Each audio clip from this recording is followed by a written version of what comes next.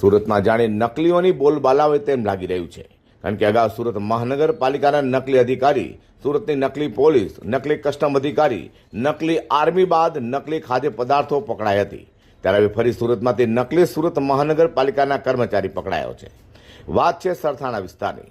સુરતના સરથાણા વિસ્તારમાં 3 લોકો રોહનગીરી અશોકગીરી ગોસ્વામી, કોમલ નગુરામ પરમાર અને શોભના ભૂપતભાઈ જાલોદરાને સરથાણા પોલીસે પકડી પૂછપરછ કરતા તેઓ સુરત મહાનગરપાલિકાના food safety and standards authority of ઇન્ડિયાના કર્મચારી ન હોવા છતાં યુનિફોર્મ પહેરી ગ્રાહકો લાવતા હોવાની કબૂલાત કરી હતી, જેને લઈને સરથાણા પોલીસે ત્રણેયની અટકાયત કરી નકલી મનપા કર્મચારી બની ફરતા હોય તેઓ વિરુદ્ધ કાયદેસરની કાર્યવાહી ધરી હતી।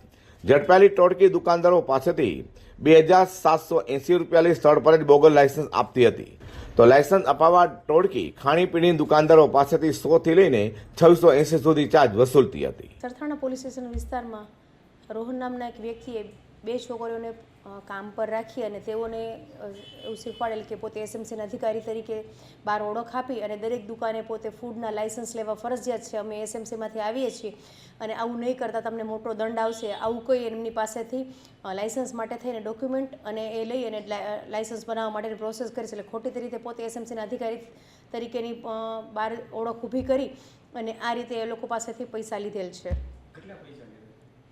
એ લોકો 2799 રૂપિયા લે છે, એમાં 100 રૂપિયાની પ્રોસેસ તો કરે છે, માત્ર ગ્રાહકો લાવવા માટે થઈ અને આ રીતે કૌભાંડ આચરેલું છે।